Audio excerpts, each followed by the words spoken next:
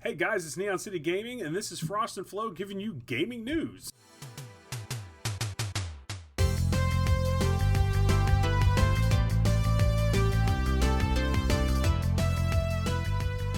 All right, Frost, what the hell's going on? Go around, not much. Not much. What's going on with you, man? What's happening in the gamosphere, sir? Oh, the gamosphere. That place. Well, over the past week, Microsoft leaked a few things via their the current lawsuit between them and Sony and the EU. That's still going on?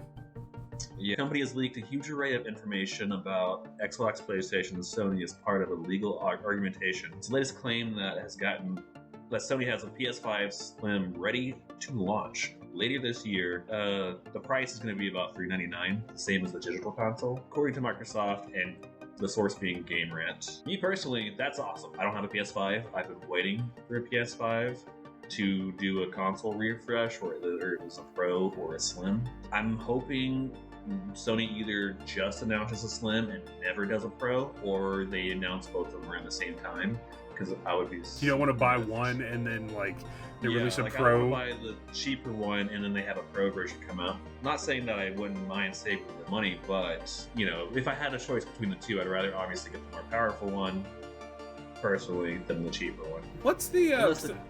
They always come out with a Slim version of the consoles. I mean, I get that they physically take up less space, but is there another advantage? For the Slim, it's cheaper for them. Usually, it's a hardware revision, where they're have smaller dies, like their circuit boards will be smaller, use less materials, so it's just cheaper overall to be manufactured, kind of thing. You said it's going to retail at $399? Yeah, that's the current rumor. Oh, according to that leaked document. So wait, if they're in a legal battle with Microsoft, and then was it just stated in some of the legal documents that they had plans to release a PS5 Slim? Well, from my understanding, they didn't mention it in the Game Rant article. I saw this in another article a couple of days ago. But apparently, one of the interns or whoever redacted the documentation that Sony sent over to Microsoft during the cross-examination or whatever, they used permanent marker or Sharpie, which when is scanned in a scanner, you can see the text underneath it. Whoops! So they kind of let loose all the stuff that they were supposed to redact. So that's why it's probably a good rumor. Like, it's probably like 90%. Well, I mean, it wouldn't be a huge surprise if they launched a Slim PS5. I mean, yeah. What's your thoughts on console refreshes in general? Do you think this is the way to do it, so long as it ends up being factual? Console refreshes as far as like releasing Slim and Pro versions? Yeah, like, do you think they should be done, or do you think they should just push out the next generation? Well, I mean, next-gen hardware always takes eons to develop for, and they want to get new infrastructure on the systems, things of that nature, and then they have to plan out product launches, because PS5 was abysmal finding one. I mean, it was like the Wii or the Switch when those things launched. You just couldn't find one anywhere. And while I'm all for them driving down prices, especially for people like yourself who don't have a PS5 yet, it feels kind of burned. Not so much about price, because I understand things get cheaper the longer they're out, even if it's not a new version. But it kind of sucks when they launch like a Pro version that's more powerful, stronger, things of that nature, faster load times. Because it just splits the player base, right? Right, but other than that, that's the way. If that's the way they want to keep going, if it's a PlayStation 5 2.0, that's fine. But yeah, no, I think Slim versions are cool because cheaper for them, cheaper for us, but it's still the same performance generally. Where the Pro ones, like you said earlier, and I agree 100%, it's a bit skeevy in my opinion, because then it's splitting the player base and the dev time, because then they have to be like, well, do we develop more for the people that have these different options? Because like you don't want to split the player base, so it would be like it was before. It was like frame rate or fidelity, which one do you want, kind of thing. Well, hopefully we could all choose that, because I mean, some people would prefer one or the other. Ideally 60 FPS would be standard, but and you want to extend the console, you want to extend the lifespan of the console, because that means more games. Studios feel better going all in on a game development timescale. where they don't launch at the end of a console lifespan, or worst case scenario, you're developing for two different consoles at the same time, and you get that PS4 PS5 split where the PS4 version's not as optimal as the PS5 version. So incremental upgrades, totally fine. But if the only difference is load time, I understand that. I didn't have an original PS4. I didn't get a PS4 until the Pros came out. See, I have the original PS4. I didn't touch the Slim or the Pro.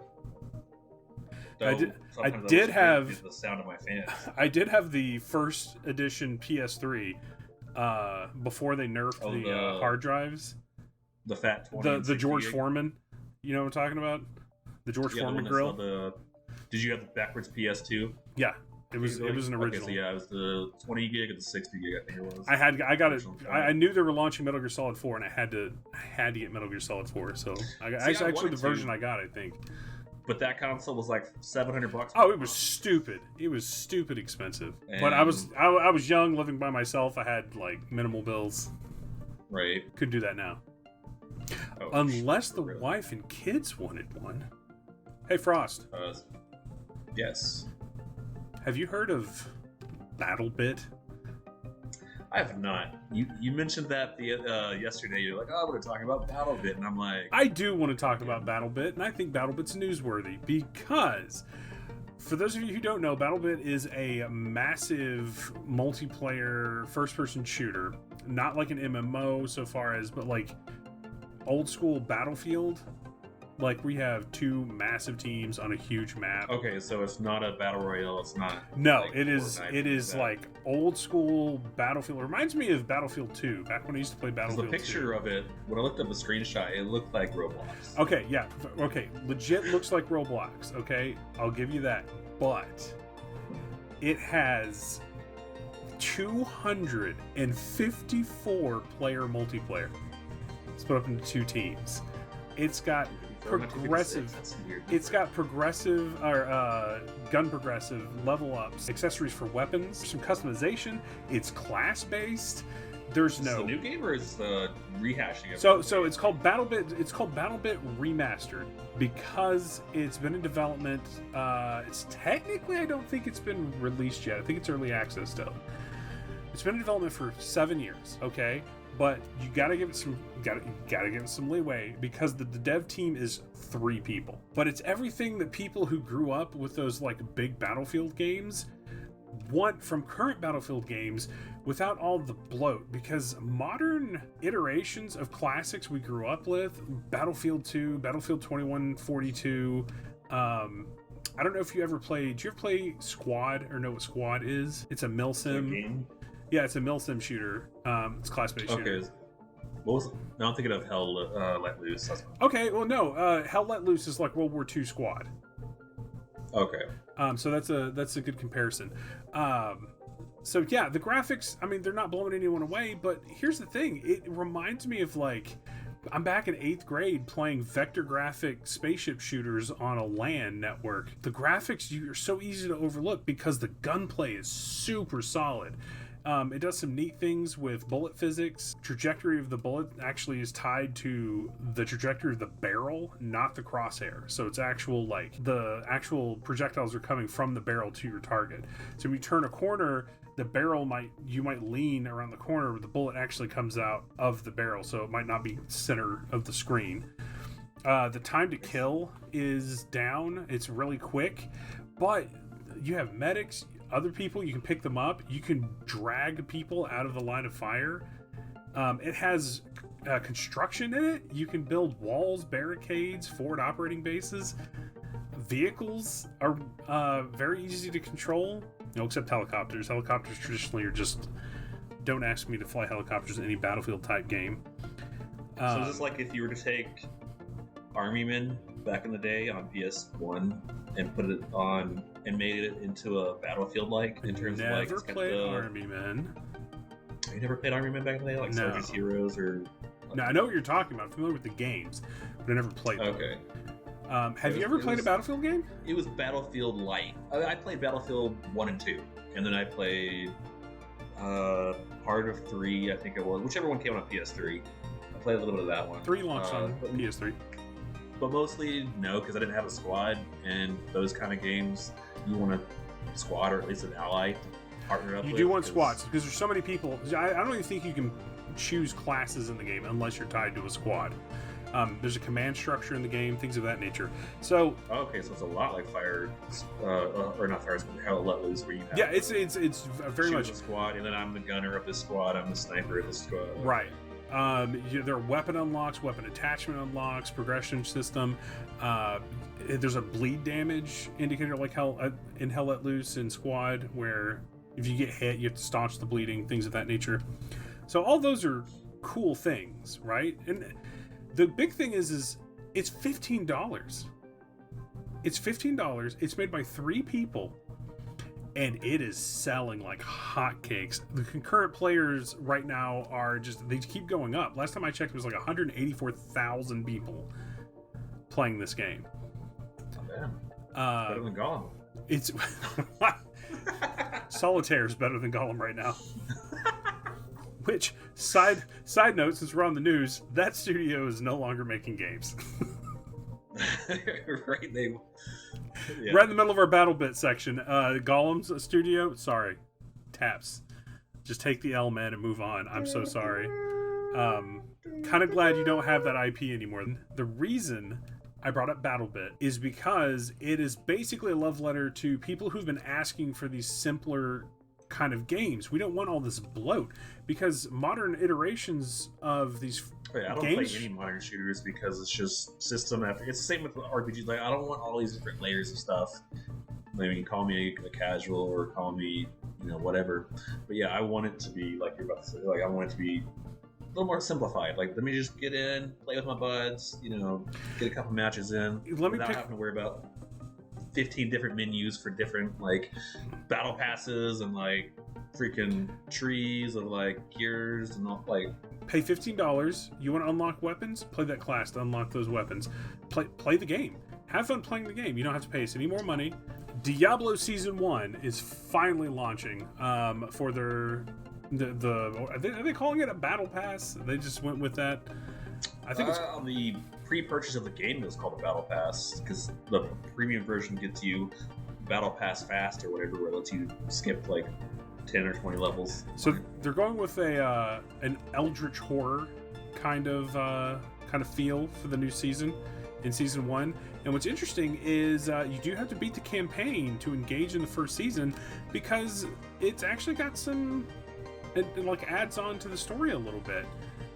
It's introducing change the world look and everything. It's introducing there are special enemies that will spawn that have these like I can't remember what they're called, but he's got these like eldritch horror tentacle things, and when you kill them, there's a chance they drop one of these eldritch hearts, and you can do things with that.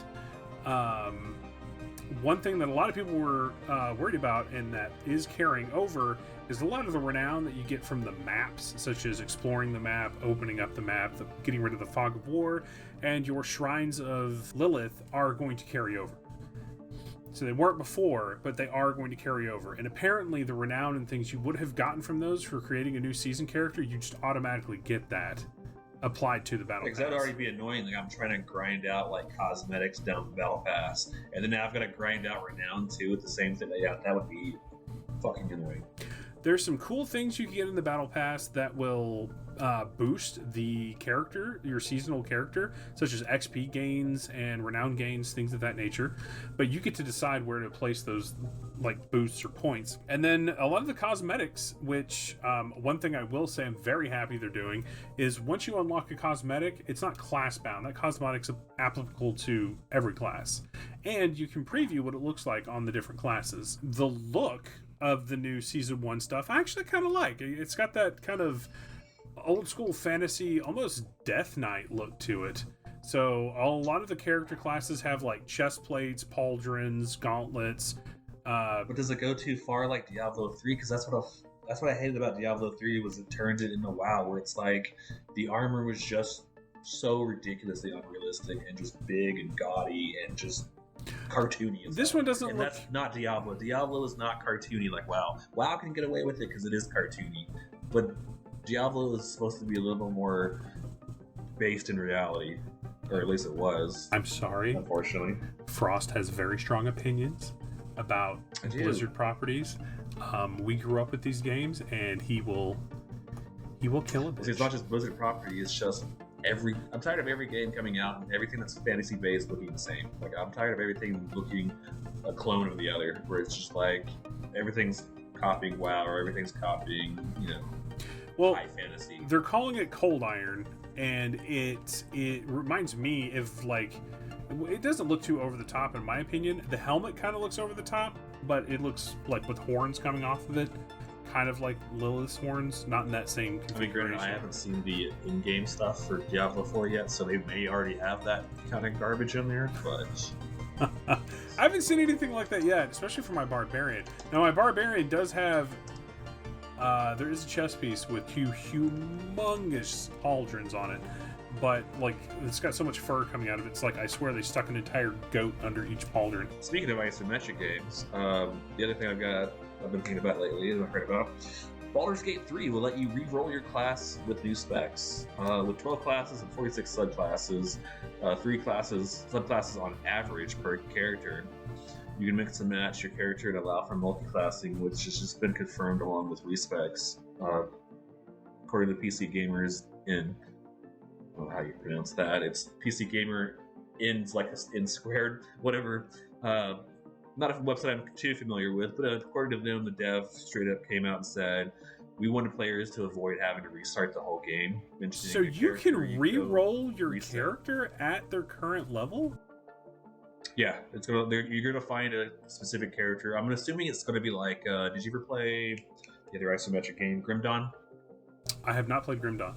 I played Pathfinder. Okay, Grim Dawn. I haven't played too much of Pathfinder because that was that is mechanically dense. But in Grim Dawn, there's a character in the main city that you can go to spend money, much like you spend money to respec your points in Diablo. But you click on him and he'll completely put you down to 0. I don't remember if he'll let you reclass, but he will let you respec everything. So I get the respecking makes sense, but like just changing your class. I mean, you can change class depending on your DM when playing the tabletop, because you can have a paladin in Fallout become just a fighter. That's kind of cool. I'd like to see how they implement it. I'm all for it because that leads me to more open to buying the game, because like these type of games, like RPGs, I like, but those games are an investment and they are a time sink. So I do understand not wanting to. And I don't want to have to spend I don't want to get 20 hours into the game and be like, oh, I broke my character by spending points wrong. So you can do that very easily. I don't like this class at all. And it's like, what if I don't like the fighter in this game? I want to play a bard or a halfway. I don't know what these spell classes are, wizard or something. Well, it's like in Pathfinder. So in Pathfinder, Pathfinder Kingmaker, if you can make a level up mistake, not optimize a character, and then 10 levels later you're paying for it. And some of the fights in that game are, especially pre-patch, was just brutal, and you could build your character wrong. And it's really hard, I understand, to make an RPG game where you have complete character freedom, but then also balance it around any choices that the character could make. But don't make one character build viable and everything else just a slog or trash. But right, and that is good news. I'm glad to hear that. It's hard. I imagine it's also hard to do that without making all the classes feel the same, like Diablo 3. Yeah, I was just about to say Diablo 3. That's just a lot. And I even in a tabletop D&D game, I'm like, I don't know what I want to make because there's just so much. I don't know what my character is going to play like at level 1 versus how he's going to play at level 5 versus level 10, Because he could be, like, one character class could be fun for me at level 1 through 5, but I completely hate... They get too many features later on, and you have to juggle resource generation and when to spend this, and different mechanics. And then you started off, you're like, I have guy who look cool and hit thing with sword. Now I have a guy who has to spend a resource to set the negative or positive charge on the electrical sword thing I have now, and then hit certain enemies with it with this charge, and this other enemy with the other charge, have them interact with each other in some kind of magnetosphere so that I can use this other ability that does maximum damage. Exactly, yeah. For example. Dang it, you playing Baldur's Gate. I expect you to go find a D&D Advanced 2nd Edition right now. roll up a character. If you can't come to me and tell me what Thaco is, we're gonna have a problem. I don't even know what the hell you're talking about. I'm just an old man yelling at clouds. That's fine. Ah! There's nothing wrong with modern D&D. I love it. And people who use that back in my day argument for realsies just need to calm down. Let people enjoy things. It's okay to have new people in the hobby. We want as many people rolling dice as possible. No kidding. Don't let us die. Don't let us die. My kids are going to learn how to roll a character in, what are they calling it now? D&D 1, I think. I think they're trying to consolidate everything. Talk to me. Capcom's looking to bring back Mega Man and what? I can't speak right now. Onimusha, according to metro.co.uk. I want them to bring back Mega Man Legends, of course. That's the one. Well, I mean, that's the one. They're more like, it's going to be like the side-scrolling Mega Man, and then also, but for me are those two. Onimusha, that sounds cool. Bring that back, yeah. Did you play the old Onimusha games? Onimusha Blade Warriors. So I played one of the Onimusha. I played Onimusha 3. Yes, the one because it had Leon. Because it had Jean Ricky. Reno is his name. Jean Reno, a thespian, an actor of the highest caliber. Everyone should watch all of his movies. As we can tell, especially the ones that are in French. No, Jean Reno is Jean Reno. If you ever, we've got 12 subscribers. If anyone knows Jean Reno, out of those 12, tell him to watch our channel. I will do anything for him. I don't simp hard for a lot of people, but Jean Reno is one of them. And what were we talking about? Oh, Mega Man and Onimusha. Yeah. Which I'm all for. Their other remakes are doing gangbusters right now. That's why they're probably. It's more like they're thinking about going back and remastering some. It's because they're treating their Mega Man 11 did do well too, as well. The new one of that did do pretty well. Because they treat their own, they treat their old IPs with respect. Like they know what the fans want and why the fans love their old IPs, and they just play to currently those. Now, at least there for a while, Capcom wasn't. But yeah. No, Capcom's on a strong roll right now, especially with Street Fighter 6. The way it's just busting through things. I still need to play that. I hear it's good. Which, by the way, Saturn News. Or sorry, go ahead. No, go ahead. No, I don't want to follow up in Saturn News with anything. In Saturn News, Emile Morel. I'm not French, so I can't really speak. I pronounce his name too well, but it's Emile Morel, the creative director of Beyond Good and Evil 2. He unfortunately passed away at age 40 recently. At age 40? Yeah. That game, our thoughts are with his friends and family, but man, is Beyond Good and Evil 2 the most cursed IP currently. Oh my gosh. First, the original creator of the IP had the whole scandal thing going on, and then he jumped ship.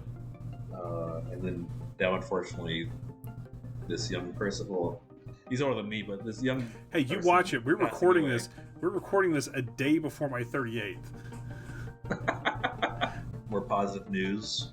PlayStation did release the first details on co-op and combat gameplay. They launched the video on their blog, and it's probably about 3 minutes of the game devs talking about different features in the game, and it looked pretty good. Like I'm super excited about Helldivers 2. Helldivers 2. Okay. Considering, did I not say that? No, you just went right into, hey, PlayStation dropped a gameplay and co-op trailer for this awesome new game. It looks really great. I'm really excited. I skipped over it for some reason. I'm like, yeah, we're talking about Helldivers. I was like slowly leaning in. I'm like, hey, hey Frost, can we get a title to go along with this awesome news?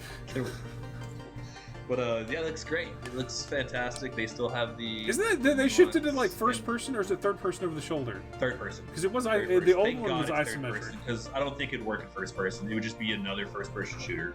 But with third person, it still has its charm from the first one, where, as they said, death is cheap. And then, of course, you see the stratagem pod dropping. Right. Crushing. I do like that they're leaning back into that self-aware irony, and they're also apparently getting deep into, like, they were talking in one scene specifically, like, even if you have armor-piercing rounds, if you hit the carapace like at a certain angle, it won't penetrate. What in the War Thunder? They've got like Yeah. armor penetration angles, and I've got to worry about overpen and angling. Am I going to have to angle around? Oh my goodness! They want more so because instead of just spraying bullets.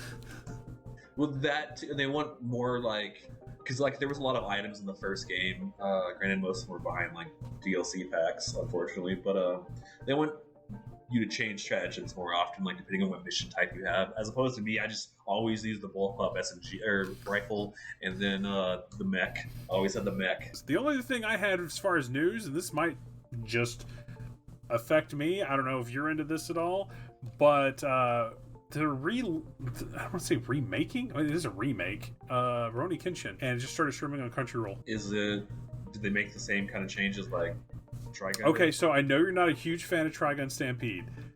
I really like Trigun Stampede. I still really like the original Trigun. I can't completely hate it yet. I just don't care for the. You just don't care for the character redesigns. No, this one looks incredibly faithful to the original animation. I think they've changed the voice actor, or at least the trailer I watched. Well, the original Japanese voice actor. I haven't seen. I watched that's one of the ones I watched in English back in the day, and then I also like the AOV better than the show. The show was alright. You liked when you say ADV, you mean the Samurai X is what they called it in English. Yeah. Where it was more bloody, more serious, and before. I also like the movies generally better, just because they don't have the corny bullshit. I liked the corny bullshit. I was all about the original Rurouni Kenshin. Anime Works, I think, was the original distributor in the States. I hated the whole he's like look at me, I'm this big assassin dude, but I'm like corny as fuck. Well, that was the whole thing, is he was trying to leave that old life behind. He was trying to bring happiness instead of sorrow. But we can debate the moral complexities of Rurouni Kenshin in another episode. Look, I don't care if Hitler came back and was like, "Look, guys, I'm corny and wacky now." That's I think that's not a one-to-one comparison. Like, who else killed a lot of people? You know, like, I don't know many murderers. I'm sorry. John Romero. I don't think John Romero could come back. This is not. Well, I mean, think about it. Rurouni Kenshin he straight up murders people. Okay, so he did it for someone else. He is a murderer, first of all, an assassin. Like, to suddenly be like, look at me, I'm a nice guy, guys. I can make tea. He was a government agent. He was working for the government. And no one said during the war was good. Oh my gosh. Oh. If we cut out everything else about the off the major headlines we talk about, we're keeping that Rurouni Kenshin rant. I didn't know you had such strong feelings about the. I don't like a lot. I don't hate the Japanese humor. I just hate it when it's placed into something that's serious. I don't feel like those should be touching each other. Like, I don't want to see that kind of humor in Attack on Titan. If that humor ever crops up in Attack on Titan, I will stop watching. But I mean, like, they came close a little bit in the first season with the whole potato girl crap, but thankfully everyone died like by season 2, and then like you didn't worry about that. Frost's gonna get us in a flame war over Attack on Titan.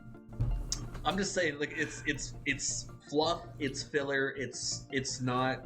I mean, sure, it's character development to a degree if they knew how to write characters, but a lot of times their characters are one note. Come on, let's be serious. Oh man, they're not well-defined characters. They are very singular character. I don't need to see their quirk. Neon City Gaming is now changing its name to Neon City Anime. This is what all of our content's going to be about now, because I thought Frost was passionate about certain games, but apparently we hit some nerves. Look, okay, anime used to be good. Okay, bring back good anime. Akira, Iria, Ghost in the Shell, the original movie. So everything before 1993. Cowboy Bebop did good stuff with humor without going overboard. Like, that's my thing. Don't go overboard. Don't try and make everything kawaii. If not everything has to be kawaii.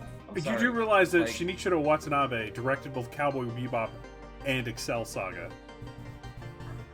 Well, yeah, that could the corniness could be an Excel Saga because that's Excel Saga's whole shtick. Not Cowboy Bebop. Like Cowboy Bebop is not like, you know, random. But wrapping that back to Rurouni Kenshin, like that's that show. Like Kenshin, it wants to be that character. He wants to be known for bringing people happiness, not murdering the crap out of them. Which is why he acts like that. Like, and that's fine. You can enjoy this. Watch badass samurai beat up badass villains. That still happens. You're bringing back memories. Okay, guys. Suppressed memories of the show. We're gonna cut it here. Before Frost goes off the deep end, we've got just if you don't hear from me in a while, all right, send help. He's just killed me. He's just killed me over my Rurouni Kenshin love. I used my reverse blade. You can't die from that. You know, cars aren't sharp, but a lot of people die every year from them.